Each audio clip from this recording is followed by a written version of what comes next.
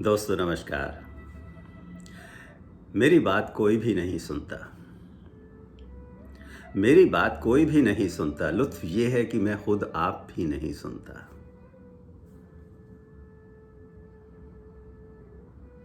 कविता है पांडे सुरेंद्र प्रसाद जी की। अभी-अभी लिखी है उन्होंने। तो इनका कहने का मतलब क्या है? मेरी बात कोई भी नहीं सुनता। लुत्फ़ ये है कि मैं खुद आप भी नहीं सुनता।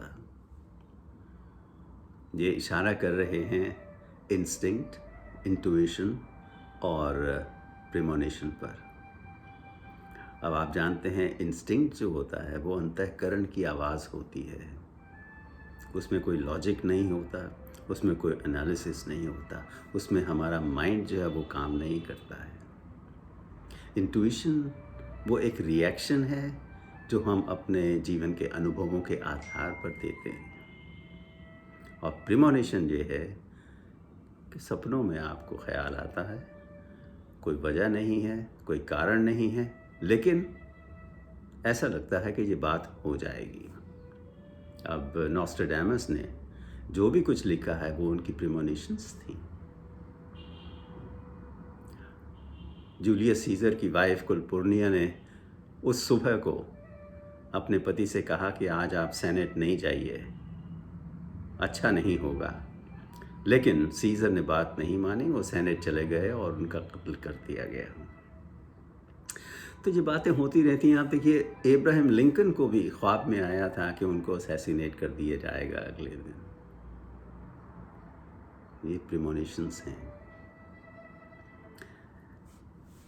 मेरी बात कोई भी नहीं सुनता। लुत्फ़ ये है कि मैं खुद आप भी नहीं सुनता। और ये यहाँ पांडे साहब यहाँ पर इंट्यूशन की नहीं, इंस्टिंक्ट की बात कर रहे हैं।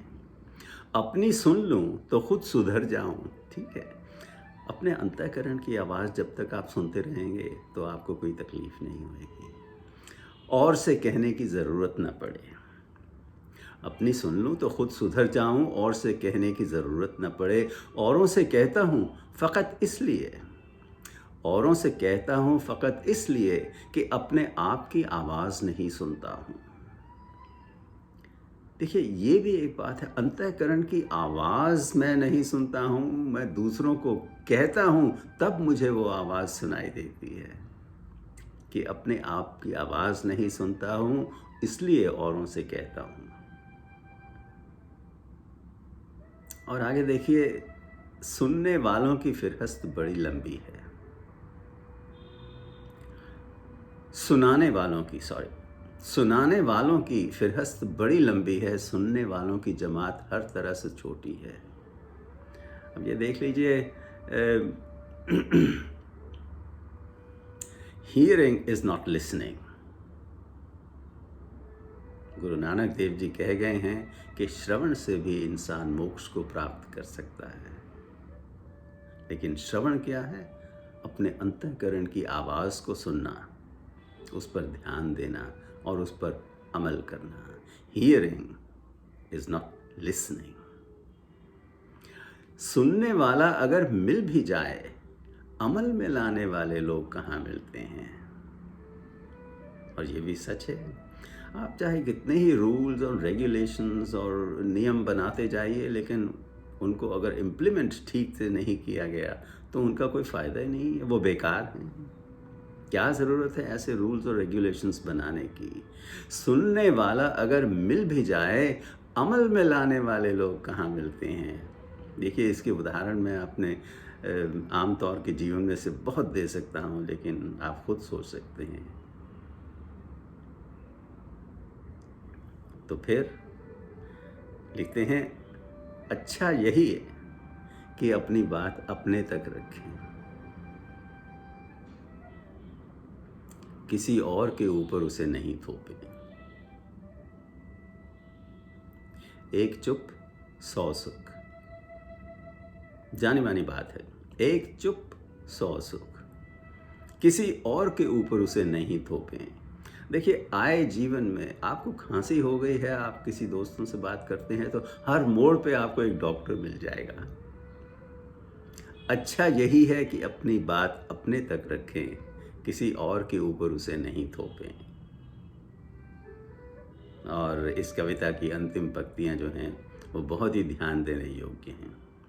लिखते हैं, कोई और किसी और की क्यों कर माने, कोई और किसी और की क्यों कर माने, खुदा ने खुदा ने सबको बहुत सोच कर बनाया है।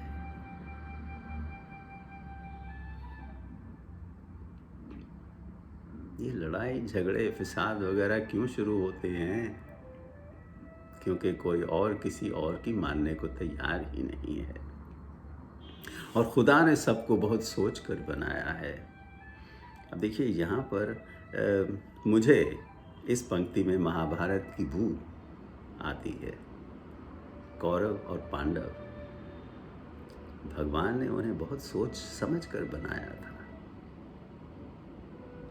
कोई और किसी और की बात क्यों माने, खुदा ने सबको बहुत सोच कर बनाया है। तो दोस्तों, ध्यान देने वाली कविता है ये,